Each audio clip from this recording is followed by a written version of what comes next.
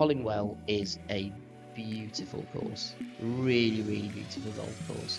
Summer, Chris. It's a shame it's not on. Everybody took the time to say hello, find out who we were. So each hole feels like an event. I think I'm slightly falling in love with this golf course. Not like you had the whole golf course to yourself. Episode 47, a real gem, the Hollinwell Golf Club review. 7 boys embarked on a journey to the heart of the country, looking for adventure to share with those back home. They set off with wide-eyed wonderment and nervous excitement. Those 7 boys came back men, after an epic day on the ground where Robin Hood once vowed to steal from the rich and give to the poor. This isn't a plot for a movie. This is the story of how our first ever Top 110 Society Day went. But before we carry on, I'd just like to ask if you could kindly hit subscribe or follow wherever you're watching or listening to this podcast. It's really important to us to get the kind of numbers that we need to get the engagement from the golf clubs that we're going to. For instance, we're going to Carnoustie this weekend, and it would be great to be able to go to them and say that we do have these engaged followers, and we've got a platform where we can share stories and hopefully get some good club representation and some good content for you. Doesn't cost you anything, just one click, but those numbers mean the world to us. Now back to the episode. I'm joined in this review by Lee from Harb 7 Golf. He's a good friend of the podcast, and he played the course with us that day. That was our first ever Top 110 Society Day. Now, our society is absolutely free to join. You can go on our website, which is top110.co.uk, and you can sign up there. And at the moment, if you go on the website, have a little look. We've just announced a bumper second event, which is a 2-day event in April down at Burnham Berrow in Somerset. So check out the link in the description. I'll pop it in there. Get more information, sign up. It's as simple as you hit sign up, it opens up your email. You send us an email, say, I'm interested in coming along, or I'm interested in the future events, and then we'll add you to our list. And that's it. It's dead simple. So welcome back, Lee. Now, we talked about the Society Day. How was the first one for you? Brilliant, mate. Yeah, absolutely loved it. Well worth the effort. Sorry, obviously I've come from Somerset, and you guys are all up in near Manchester, so it was a bit of a trek, but well worth it. I set off at about 4 o'clock in the morning. Went and picked my brother-in-law Rory up, who's joined the society as well as a member. Super keen to play as much golf as possible. We embarked on our what we thought was going to be a 4.5 hour journey, and we managed to somehow get there in 3 hours and 20. So way too early to even check into the hotel before you come and picked us up, and off we went on our merry way to Nottingham. So yeah, loved the start, being part of the mini bus journey over there with everybody, and the band started pretty early. Everyone almost feeling a little bit nervous and tentative about playing in the first society match, but didn't take too long before the banter on the bus was going, and then the journey was over before you knew it, and we're pulling into the long drive headed towards the clubhouse. And I think the kind of beauty of Hollinwell was instantly mesmerizing, a bit captivating right from the start. As soon as you start driving down that driveway, you think, bloody hell, this looks like it's going to be an amazing course. Yeah, so I think we should talk a bit more about that as well. Yeah, it was great. I mean, it was so good to have, the Magnificent Seven. It was absolutely wonderful. It was nice for me and Chris to actually have a few more people with us just generally and kind of talk about it and take everything in. And obviously, it's a bit of a different vibe for us because normally it's the two of us turn up or we're meeting somebody there, and you're in them almost daily. You're one of the people playing on the golf course as a tee slot. There were only 7 of us, but because we'd gone as a society, there's a little bit more about it. We had some lunch included, so you're kind of like a big deal when you turn up. People know you're going to be there. There's a little bit more to organise in terms of nearest to the pin competitions, all that kind of stuff. So it was really nice to have that. And yeah, I mean, top effort for you coming up to Manchester to then go back down again to Nottingham. So well done, mate. But I mean, it was so appreciated. Everyone had a great time on the minibus, and that was another thing because we knew we were all going from most of us going from Manchester. We sort of sorted that out, and the great thing is we're all good pals or pals of pals, and everyone's just happy to be there and happy to play some of the top courses, which can sometimes feel a bit inaccessible. And I think sometimes there is. I don't have this now because I've gone and done it a few times, and obviously we've always had the podcast, so we've always had a little bit of an in with the club when we go. But if you're turning up to a place that you know is one of the best courses in the country, I mean, Hollinwell's ranked 47. So a bit of course information and knowledge. It's ranked 47, which is right in the meat of, obviously, right in the meat of the top 100. It can feel a bit intimidating. You're going into, what is it going to be like? Obviously, we were sharing things like dress codes and things like that, and code of conduct in the clubhouse, and that sort of stuff. You when you're not used to it, can put you on your back foot a little bit at the start. But having six other people with you, and obviously we've organised it, we've got lunch and all that kind of thing. Just puts you straight at ease. You know you're there as part of a bigger thing. There's other people to talk to, all that kind of stuff. So it was wonderful. We had a brilliant time. Yeah, I Now before we that carry on, finish, Lee. to be honest. When I think walking into the clubhouse, actually, you kind of did your thing. You ventured off to try and have a look around, you know, do your thing for your social medias, which is great. And then the guys have kind of walked in, and I'm a little bit similar. I went around, did a couple of pictures and stuff. So I've gone in slightly after the guys. They've already got a drink in. The lady's trying to bend over backwards to get the food out as quickly as possible, which was super lush. And there was an old chap in there, and he's just going around asking everyone who they are and shaking their hand and just introducing himself and telling them a bit about the course and what they've got to expect. And then I've walked in and didn't even look like I was part of that group, and he's just walked straight over and said, "Hi, are you part of this group? I'm, whatever his name was. I'm sorry, I can't remember, but Yeah, I don't know what his name no, was, but I mean, what a gentleman he was. Honestly, the welcome we got was cracking. Actually, I was expecting that it would be okay. I was expecting it to be busier, and I think Holywell in general, from speaking to the pro, is a quieter golf club, and actually that is in keeping with its surroundings, yeah, isn't it? It's in lovely, quiet, out of nowhere. You just the golf course. That's it. And I thought those surroundings were so in keeping with that, and everybody took the time to say hello, find out who we were, didn't they weren't taking the club too seriously. It was just like, come along and enjoy yourself. I think there must have been some ladies comp mm, going on when we turned up, because there were a load of lady members there. I always think there's a friendlier vibe as soon as you've got all the women members knocking around the golf club. So that was brilliant. That guy, again, forgive me, we don't know his name, but he was brilliant. He had the blazer on with the club crest on yeah, it. To a man, he said hello to super everybody, chuffed didn't he? to Shook introduce everybody's himself hand. and tell everyone about the course. And I think by all accounts, he'd been there a very long time at the club. So he seemed really passionate about just letting people know his knowledge about the course and what they're to expect. And I got to say, it lived up to what he said, in my opinion. He told us we're in for a cracking day. And of course, the course is ranked 49th. So you are expecting that. But we'll get into it. But after having the drought we had for the summer, you just never know really what you're going to walk into. I know a couple of courses that are in the top 100 have struggled keeping their grass on the course and keeping things green. It's costs a lot of money when your water reserves run out and things like that. So yeah, Yeah. but I agree with you as well. You But mentioned about how it kind of felt, really enclosed. It was fantastic. I think me and you had a chat as we're walking down maybe the 11th or 12th, and it just felt like we were out on the course on our own. Like just no, yeah, no it was so care, yeah, quiet, no wasn't care it? in the world. It was brilliant, and like you said, big tall It was trees almost like, everywhere, and it just felt so enclosed. Yet it just felt a little bit enchanting at times, which was really cool.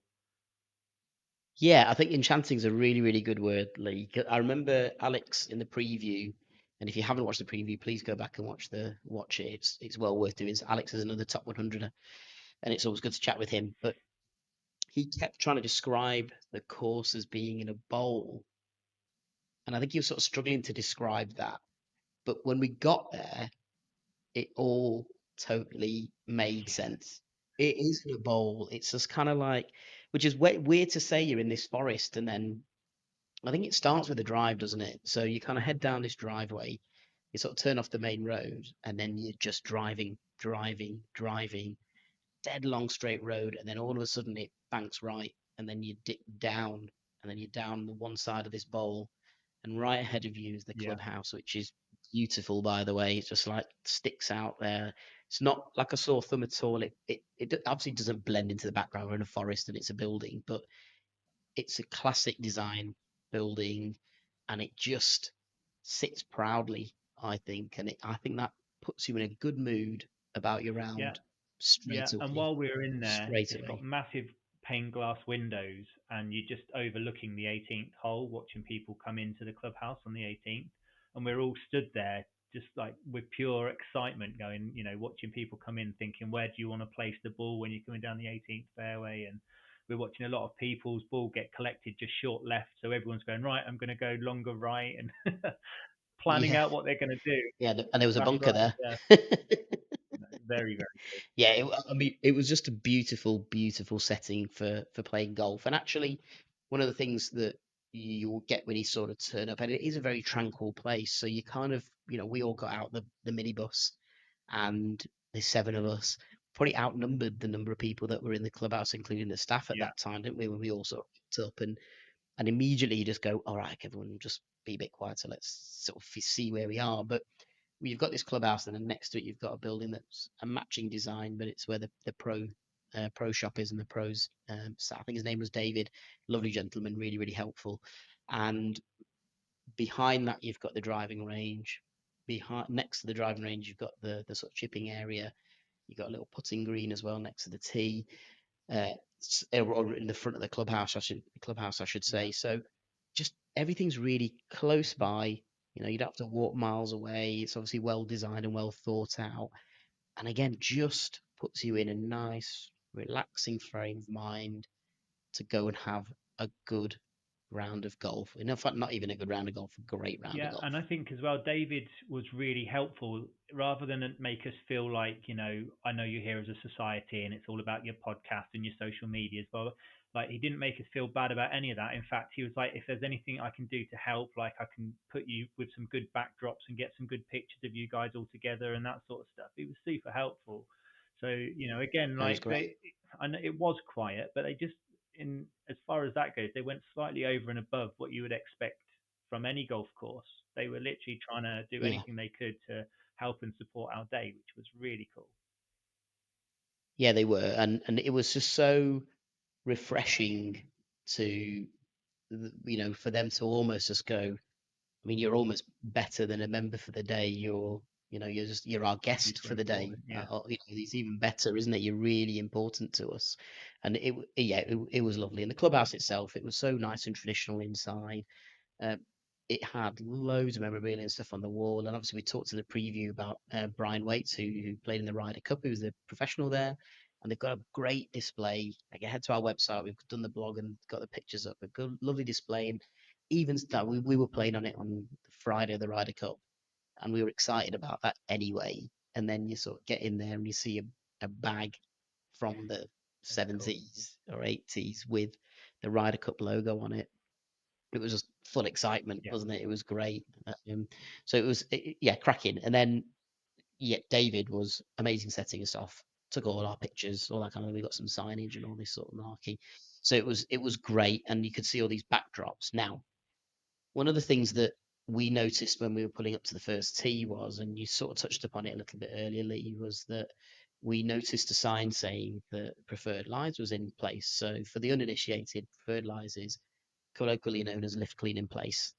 So we were like, hang on a Hmm. minute, it's been really dry. Has it been like really been muddy here, or like what? I think we were expecting that, weren't we? And then David actually was at pains to sort of say, well, actually, it's not that. It's because we have been struggling this summer with the fairways because it's a sand based Yeah. course. So just under the grass it's sand, and then after under that it's sandstone. So it's very porous, so the moisture doesn't get retained in any way, shape, or form. So they've been struggling with it. Now we have to say the fairways weren't in good condition because of that dryness, and I think they'd done something because they had these sort of stripes all the way along, and they'd done something to try and uh, get them best prepped so they can obviously withstand the winter and then be ready for Yeah. next summer. So it wasn't the best in terms of fairway playing experience, but preferred lies helps because then you just move it to a bit Yeah. of grass that you It can was actually no play bother. from. And I have to say, it didn't bother me. It really didn't bother me, and it took me back to when we played Hankley Common. We played Hankley Common, and that a day before, I think they'd aerated the greens, so they all had obviously all puncture marks in them, and we sort of went, "Oh no, like, is this going to really wreck our enjoyment of the round?" And again, it Mm. didn't that day. I mean, if anything, I put it amazingly, so I was very happy with it. But you could take in the beauty of the course, and Hollinwell is a beautiful course, really, really beautiful golf course, and it's got some. I've written here on my notes that so each hole feels like an event, and it was, you sort of stood there just going, "Oh my God, isn't that amazing? Isn't that Mm. beautiful? Isn't that lovely?"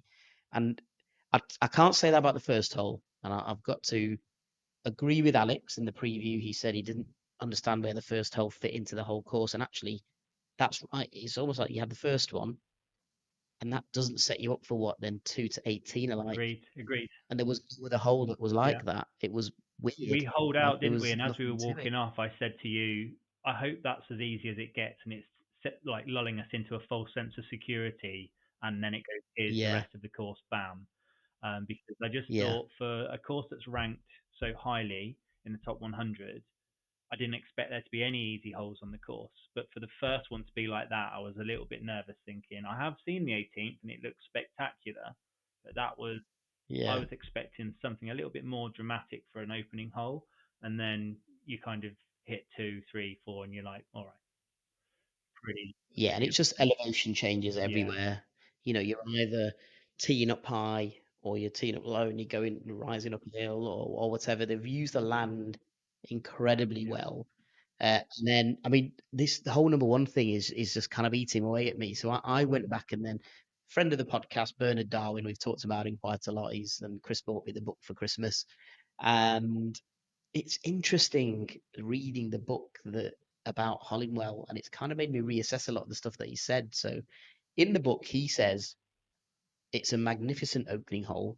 Now, unless it's been vastly remodeled to the detriment of that hole, I don't understand that. yeah. But then he says so much so that almost the rest of the course doesn't deliver on that promise. And I thought, well, that's the absolute opposite. I mean, I had to reread it 3 times. I thought, see, it must be the other way around. It must be like the first hole is not deserving of the rest of the course, sort of thing. And it does feel like that a little bit. I've got to say, I did not like I that do, I do hole have a number one. Then I potential played it theory on separately, it but though, because when we arrived and you handed out the scorecards to everyone, I've got to say it's the first time I've ever received my scorecard, and I've double checked and gone, I think you've made a mistake here, because my playing handicap had gone up 5 strokes. And I've only ever been to a course and thought, bloody hell, that was difficult, and it's gone up by 2 strokes, which I thought was fair. yeah, So when you said, no, no, that's the course is difficult, so we've all got an extra 5 strokes on our handicap. So everyone's like, bloody hell. And, the higher handicaps in our group started instantly panicking, going, holy Christ, like, how are we going to survive? But I got to yeah, say, I think as a result of the drought, I think getting to pick and place on the fairway perhaps wouldn't have made any difference. So, no, I don't think it hindered us in any way, shape, or form there at all. But I do think I expected much more of a challenge in the rough. And I think because of that drought, I think the rough was cut quite short just to kind of make sure that it didn't get too long, die, and kill other areas of the grass. So I have a feeling that we got away with it, and that those extra strokes would normally have been lost by probably not finding your ball in the rough half the time, yeah, and trying yeah, struggling to get out of that rough, because we've both played links courses before, and usually if you're in the rough on a links course, you're near on snapping your wrist trying to get the ball out of the rough. So I got to say, I landed in the rough several times, which if you check out a video I've put on my YouTube channel, Hard Seven Golf, you can see that holes 2 and holes 3, I think I've hooked or hole 3, I definitely hooked the ball into the rough, and I think searched for it for about 2 minutes, and then I think you spotted it, and then I had a relatively comfortable shot out, although put it straight into a bunker. But my point is, normally when you go into perhaps 10 foot into off a fairway into roughs at a links course, you either struggle to find the ball, or it is really thick and dense stuff, and you're normally going out sideways just to try and recover. But yeah, we didn't struggle with any of that, and I do think that while, yeah, fine, the drought perhaps did cause the fairways to be patchy, I think it benefited us high handicappers not having the course at its full effect. Yeah, I think so. I mean, you've got to look at it from your playing experience, haven't you? And go, that definitely helped us. But I'm the same. I don't feel it really. Look, I'm used to playing on some really dodgy tracks, right? I'm not expecting to play off carpets and things like that. So that doesn't impact me, and I can still appreciate a good view now more than ever. Now 16th course now, I can appreciate a well-designed Mm. hole. So I think it sort of didn't impact me, but I think the problem that I had with it was that, and we probably spent a bit too long dwelling on it, but the problem that I had with it was that me and Chris have played 15 previous, and we're going to play another 83 courses, 84 courses. If some of the lads, this is the first ever top 100 course they played, and we just felt a little bit bad. I mean, not bad enough to be like, oh my god, they must have had a horrible experience. But yeah, it would have been nice if it was pristine. But look, the club can't do anything about that. Honestly, The Nish, I people think who it are depends looking on your after the course can't perception. look I after. don't think you need to be worried Yeah, or I feel bad. agree. I can guarantee you, every one of those lads walked off that course thinking, "Fucking hell, that was amazing." Because the course is stunning. Yeah, It's utterly stunning, especially when you get to the tee box on that 13th. We were looking down into that par three bowl, which Chris brought up actually as a feature hole on the podcast before we went and played. It was yeah. absolutely beautiful, and that that hole is going to live with me forever because Raw's hit his tee shot and nearly got a hole in one, didn't he? So we were Goodness going me. I absolutely mean, bonkers, but I was literally just lapping that hole up. I was like, this is such a stunning hole, so visually that fantastic. stretch actually that we hit, it was 13, 14, yeah, 14, 15. I'd probably say 15, 16, 17, 18. That 13 to 18 stretch. And that's 6 holes, isn't it? It was yeah, stunning. We had elevation change, we had narrow fairways, we had, yeah, like, teeing off on a 190-yard par three, but it's all yeah, downhill, so it's just a flick of an iron, that kind of thing. It was stunning, and it had everything that was good about. Like I love trees on a golf course, and when it's tree fringed, it just like it's nature's ball tracer. I just love it, and I just thought it had a little bit of everything for everyone. There were a couple of drivable uh, par fours as well. And there was a premium on hitting it straight. However, it wasn't so penalising. And a lot of these things, when you look at them on the course map, they look intimidating, and you get up there and you think, actually, it's all right. This is okay. yeah. I can There play was one this. hole where me and you teed off kind of close to each other, didn't we? And then the second shot from the right hand side where we were coming from went down into this valley, and you ended up with this tiny little bottleneck that led up onto the green, Yeah, it was the and then the green 15th. was surrounded by these really high kind of heathery hills. And Chris actually landed up in one of the hills, so he's got 1 foot down here, 1 foot up here, trying to hit down onto Yeah, his ball, but pop it up onto or down onto a green, but up onto a raised tiered green. And I yeah. looked at that hole and thought it's absolutely stunning. It was Yeah, amazing, wasn't it? Because it was this bowl, natural bowl green, and then beyond that there were trees all the way yeah, around the back. So it was just this lovely amphitheater yeah. almost of And that shot he hit, golf. I It thought was there's no way he's getting this on the green, and he somehow it's getting as popped his close, wedge yeah. underneath. It just floated and just gently landed on the green. One of the best shots of the day. Classic Chris, that the git. Classic Chris. Um, but yeah, so I mean, look, it was stunning. I'm gonna run through a few whole highlights here actually. So we talked about, I did my Robin Hood intro, and hole two. So the back of hole Yeah, two, there's this hill type thing, and it's called Robin Hood Seat. Now that hole, I think because we'd done hole number one, and I think we were excited and giddy, and it was like, yeah, great, right, okay, we've done hole number one, and hadn't really taken in that it didn't, maybe it wasn't up to standard, so to speak. You hit hole two, and my goodness, you're at Hollinwell, like straight in, and it's this par four. You tee off, big landing area. It then dog legs left a little bit. There's one hill coming in from the left hand side, and then as you kind of feed your way around pardon me, as you feed your way around the fairway, this hill appears, which is Robin Hood Yeah. Seat, and it's just Just stunning appears out of again. nowhere, You though, know, you doesn't get it? You there, literally get to appears the out of top end of the nowhere. fairway, and where it turns, you're like, "Where's that come from?" Absolutely, it was beautiful, and then you head up to the. So that was a lovely hole anyway, you know, and that's just the whole forget all the whole Robin Hood thing. And actually, when you're there, because it's so eerily quiet and it's so peaceful, I sort of was a bit flippant and mocking about the whole Robin Hood sitting there story kind of thing, but you really want to believe it then. You really want to believe that this is a historical place. It's got some sort of mystery and mythology about it. And you hit that third tee, and I thought that was an amazing hole of golf. So third tee, you're really high up, you're by this sort of Robin Hood seat, and then you're looking all the way down the hill to the clubhouse in the background. And it's a long par five, and what a hole of golf Yeah. that was. There's sort of danger everywhere. Your drive needs to be straight, but also it's gettable. I mean, we flirted with the heather a bit, didn't we? Unfortunately, but it's All the gettable. You way can to do the green, I something with. think I was in the header. Yeah, that was it. We're just kicking it along the heather, basically. And then you kind of get to four, and four was another great hole. It was like a tight driving hole, but then the green complex was beautiful. Then you head up into the kind of the upper bits of uh, the hill, and we head into hole eight was remarkable. That's where the Hollinwell is. That's where the so again we got the pictures on the website. That's where the well is from the name Hollinwell. And I didn't have a drink, No. Yeah. unfortunately. I got a good picture and I looked at it and I thought, oh, I could go down there. And I saw the cup, but I was like, I know what's going to happen here. I'm going to try and walk down there and I'm going to slip and I'm going to break my back or something. So I'm not doing that. Don't fancy getting on a minibus with an injury. But, really lovely and tranquil and peaceful and water.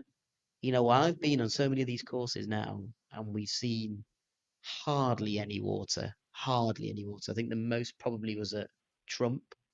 There were a few inlets and things like that, a few little big, a few big bodies of water, but there was a decent whack of water knocking around here, but not kind of in your face. So it's right in front of the tee or anything like that. It was kind of just Yeah. there, You're right. in amongst the trees, and yeah, you're getting like this sound of the water running, and you're getting the wind in the trees, a little bit of bird every now and again. But then you just again, almost they were obviously I was taking pictures, so there's occasion when you guys would go ahead a little bit. If I needed to sort of shout one of you, I didn't need to shout. I could just go, Lee, and my voice would just carry in this channel of trees, that kind of thing. So it was such a peaceful, beautiful place to play golf. And then, we sort of, you mentioned it, we hit 13 for that par three, which is magnificent par three. It's one to get your ticker going a little bit, and well, not for Rory. So Rory, our playing partner, absolutely buttoned his t-shirt. He's got a little natural baby fade, Yeah. hasn't he? Yeah. Just set it out just enough, and we are looking at it going. I think as soon as he hit it, we were like, "Well, that's a good clip." We're so high up And then as we were well, like, aren't we? "Oh, And he hits his ball into the yeah, clouds, doesn't he? Every shot he hits is like sky high. And we're just watching it. dead high, yeah." On the video, you're like, that's on it. That's on it. That's odd. It It was it was was on the all the flag, way. and it had just the right amount of draw, and I was like, "That's on it." That if that lands and it skips forward, there's a very high chance that that's actually Yeah. going to go in. And I was like, "Well, I can't believe we're going to have a And hole it in one on landed, this and thing." we're I probably watching it thought of it trickle too quick. towards the hole, and then it just comes Yeah, up we still made him put it but out, short. but And yeah, you can. Can you finish that, please? listen, I don't want to be given that for a birdie. I want to actually tap it in Yeah. myself. But if we rewind a couple of holes, so we did 11, and again from the preview, I remember Alex said that I'm surprised that 11 isn't the signature hole. That was a magnificent hole of golf. That had real um, memories of Hindhead for me because it was this valley and it was a snaky valley as well. So I think we all hit I hit a three hybrid, Chris hit like a five wood. I think I you got. hit a five wood as Yeah. well. We all kind of just go for We all hit position, fairway, didn't we, on that one? we all hit the fairway. So we all like did well in that first bit. Not, we won't talk about the approach shots I though, eh? put mine into the tree on the That left. didn't go too well. Yeah, I was like, I hit mine, and Chris went, "Did you do that deliberately?" I was like, "Yeah, I did try to lay up, but just not quite that laid up." you know, whatever. But again, you're rising the whole way on that, and it's sort of Yeah, snaky. but So it's like going it's through a valley all the way, isn't difficult. it? Yeah, and it wasn't difficult. It was just there's enough there just to sharpen your Mm. senses a little bit, and you go, "Oh, I've got premium on hitting it straight," and you don't. It's you've got some bailout. It's all Yeah. fine, but it's visually an interesting way. I love that Well, in 11th hole. I fact, thought it was a beautiful, on the beautiful hole. video, where I had to place the bag so that I could get a full shot of the green was about 10 feet up on a hill over the green, because I'd been up in the left trying to find my second shot, hoping it was still alive, but it wasn't. But yeah, so the shot I've got of that is the camera coming down on all four of us on the green, and it just looks really cool. It looks really, really cool. Cool is exactly it. I mean, I didn't realize then at 11 what we were walking into for that 13 to 18 stretch. And it was just, I remember using the phrase, I think it was the 16th. And I think I remember it being the 16th. The 16th that was the one that you could cut the corner, you could potentially drive the green. The green was like, you teed up really high up, dipped all the way down, and then it turned very sharply right. And then the green complex was Hmm. high up with a big row of three guarding bunkers in the lower bit. So you either go for it or you kind of just, go for your drive in that bit and then sort of play up from there. And I hit a stonking drive and I was walking down, one of the few I hit, but we were walking down and I remember just thinking, this golf course is a bit of me. And I remember saying that to Chris. I was like, I think I'm slightly falling in love with this golf course. And it was that. Like I felt like you could be a member there and never get bored of it. Like you just couldn't have the same round Yeah, over and over yeah, again. Now the course I'm a member of, Reddish Vale, is very much like that. There's risk reward everywhere. There's just so many interesting things to go for. You can grip it and rip it with your driver if you want to, but you can also be very, very strategic, place the ball somewhere, and it will give you a good chance to score. Yeah, I think I did slightly fall in love with that. And Alex said to us that I would guarantee you this is going to jump into your top five. And yeah. I gotta I say, would I think say we've this we've golf touched course on it has. plenty, mate. And there's definitely people out there that would go to that course, and for what it costs to play in a top 100 course, you're expecting it to be immaculate. And I think there will be people Yeah, that will walk away from that going, "I'm not happy. The fairways weren't good enough." But my honest review on that is, you've just got to accept the summer we've had's been brutal, and it's been punishing on every golf course around the country. Um, yeah, I had no problems whatsoever overlooking the patchiness of the fairways. I thought that golf course was probably the most stunning golf course I've played, and I will be very surprised if I go to another golf course anytime soon and go, this is as good as or better than Hollinwell. better. Yeah, Yeah, it's I I'm wholeheartedly as agree you with that. though, but it's Actually, my number one at the moment, of all the courses I've played. it's 1 out of 1. Yeah, I mean, I'm not just I'm talking joking. like the top 100. Yeah, I've played like Sandy Lane in Barbados. I've played all the beautiful courses in Dubai and Abu Dhabi. Um, as far as just picturesque, just walking that course and soaking it up, and it almost felt like every hole we got to, like I agree with you, 13 to 18. I just kept thinking, bloody hell, it just keeps getting better. Like it gets more what a stretch that beautiful, and was. then the trees What a stretch lining it that all the was. way. You felt enclosed. You felt like you had the whole golf course to yourself all the way around. Yeah, I, I haven't had yeah. that feeling on any other golf course before. It felt. I said it at the outset. It felt magical. It really did. And we ended up obviously with the tea time that we had. We were playing in golden hour, and it was just like there is not a place I'd rather be. It was just so nice. And I think also because you're not in Lynx land, you're in a forest. The greens were so vivid. I know we've had a dry summer, but the greens were vivid. The trees are deep green.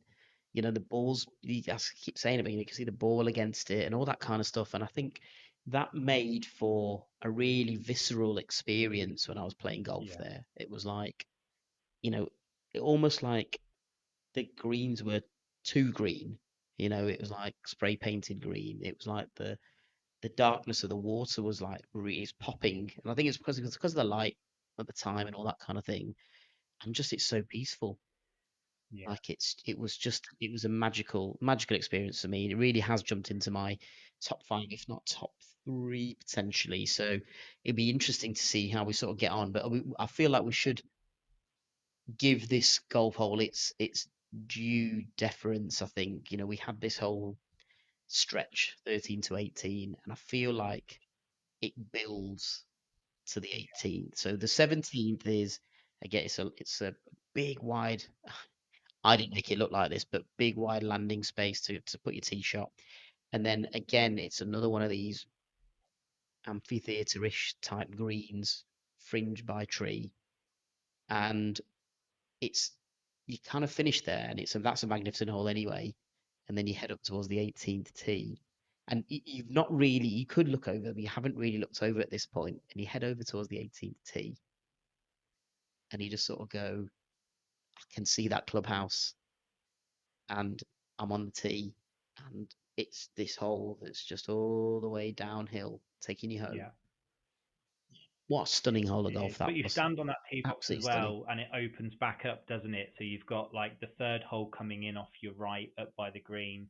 You've got the putting green over by the clubhouse. You've got the fourth hole There's all a the way over fourth to the going left back coming up. back Yeah, up, but it's all back open again, and you're no longer enclosed and enchanted by this course.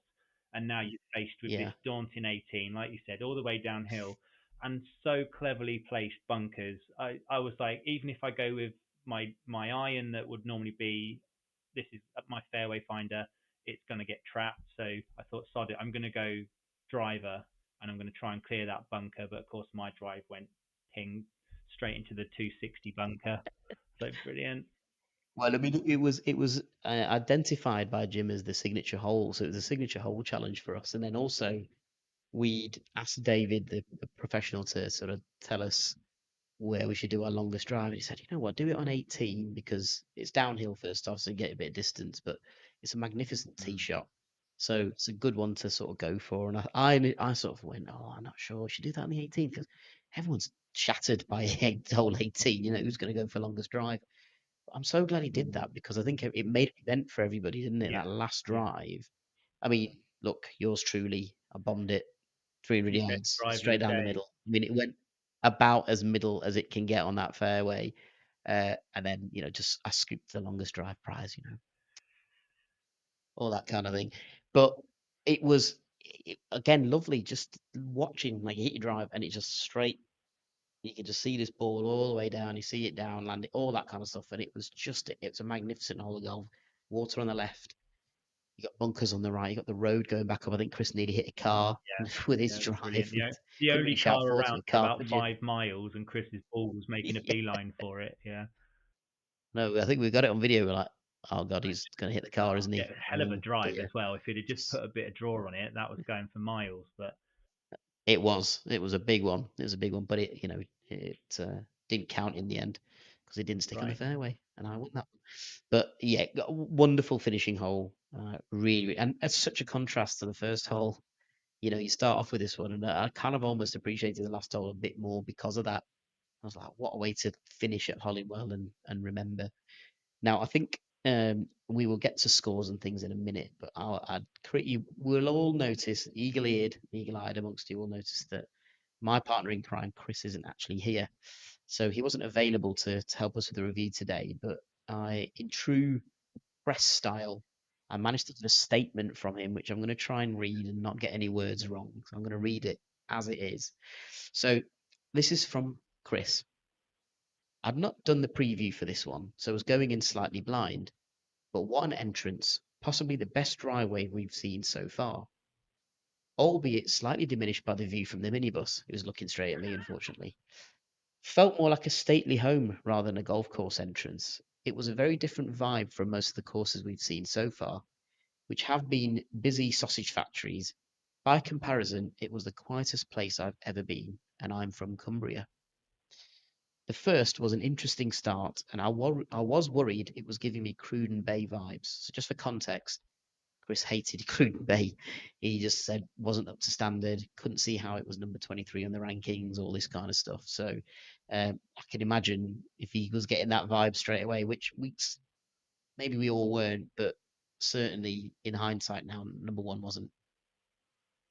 It wasn't important for what was going to happen later on in that round. So then but straight away it was turned around by holes 2 and 3, which were magnificent golf holes. I think overall it was a really cracking set of holes, and I can see why everyone loves it. However, the state of the fairways did tinge my experience of it. There were times when you had to move 2 to 3 meters on the fairway just to get a preferred lie with some actual grass. Personally, in my opinion, for a top-rated course charging £200 a go, that's not good enough. But I would love to go back and play it again when it's at its best. And I think that sums it up, doesn't it? If you see past that all and you go, "Do you know, I'd still go back. I'd go back and I'd pay that again, and I would play it when it's in its peak." Yeah. That's how enchanting and magical that place was, and I use that word really advisedly, magical. I think it is that. I could imagine we got a good time of day to play it. I could imagine playing that on your own in that kind of twilighty, golden houry time, with just some headphones on, just listen to some chill out music, and you will have the most wonderful experience playing golf ever because you'll be totally relaxed. You're gonna still have challenge there because there's so much to do on that course.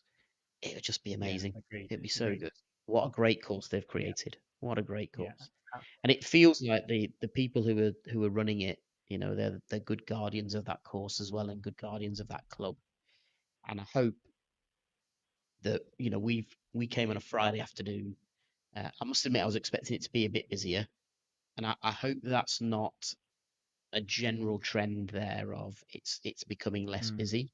I hope that's just we caught it at that time, and obviously it was later in the day and it was busier early on because that place deserves, in my opinion, a good, strong, healthy membership, and it deserves to keep its place in the top Yeah. 100 for for another 100 Yeah. years. It Agreed. was 47 is absolutely spot on for that Agreed. place.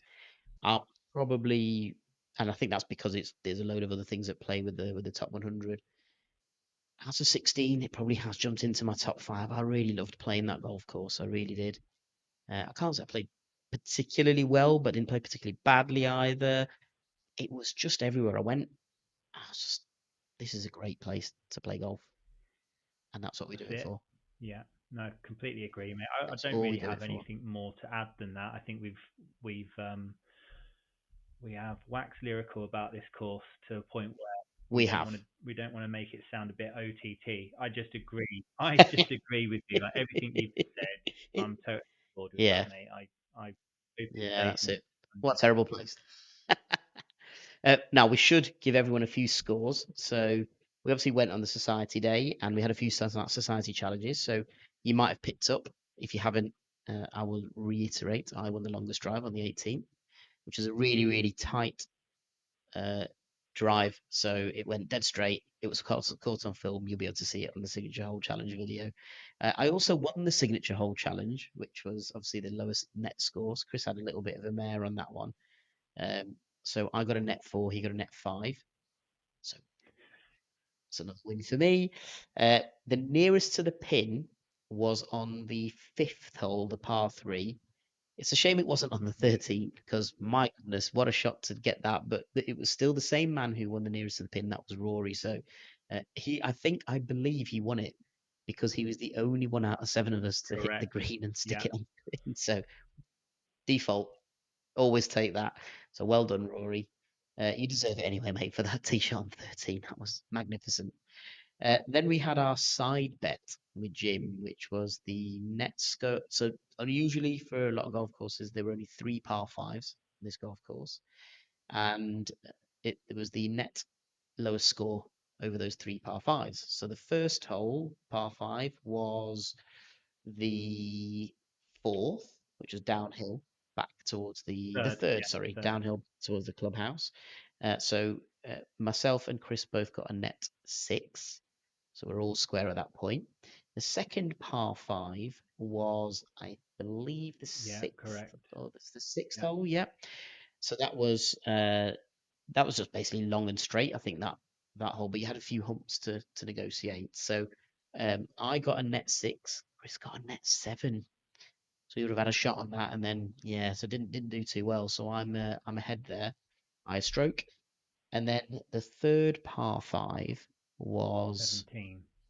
just trying to think, 17 was it? Right. Me and you Okay. went to the So on heather, that didn't we? one, we did, but I managed to get a good recovery shot in somewhere because I managed to scramble the net six, and Chris got a net six as well. So I won the side bet too, Nice, nice getting onto work. clean sweep territory here.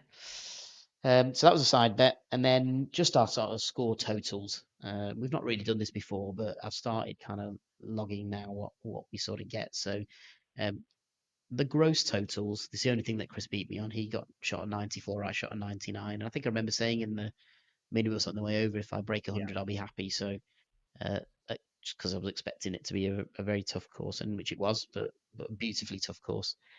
So 99, happy with that. So Chris won that on gross. Stable for points, I got 25, Chris got 23. Have some of that, Chris. It's a shame it's not on. It's a shame he'll he's not watch on. this. Don't worry. Uh, he will, yeah, and I'll get messages as he's watching it. And then net, I was 11 over, Chris was 14 over. So I think Chris, if I'm honest, is disappointed with his round. He sort of said to me that he thought he played pretty horrifically, which, I mean, 23 points is not really covering yourself with any glory, is it there? So probably go along with that. I've seen him play much Mm, better. Um, but you know what? We did still come back and say, what an absolutely magnificent course that was. So bravo, yeah. Hollinwell. I'd just like Uh, to point out as well, it's the first time in my life I've ever scored 42 points, and I came third. who came third I was time? like, what do you mean I've not won? And then when you told me I'm third, I was like, what's happened here? But on the day, Yeah, Rory, feel like the handicap committee yeah, is going to have to roll click into gear a little bit there, isn't that's it? it. But on the day, Yeah, I Rory mean, was just hitting some unbelievable shots, wasn't he? He would have he won hit some nearest the great pin on shots, every didn't he? par three as well. He If would have he'd done. done that. He was a But par three merchant, wasn't he? some of the Now, recovery shots. before we do close off, I must say, obviously, thank you to everybody who came. You made it an absolutely amazing day. Thank you, Lee.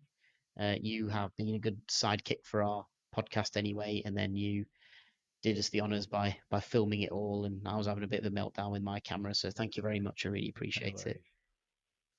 And I'd also like to give a special thanks to my good friend Andy, who's our society man. So he put a lot of effort into organising our scorecards on the day, working it all out. I mean, I didn't have the foggiest what was going on with all those scores, so Andy was really good at figuring it all out.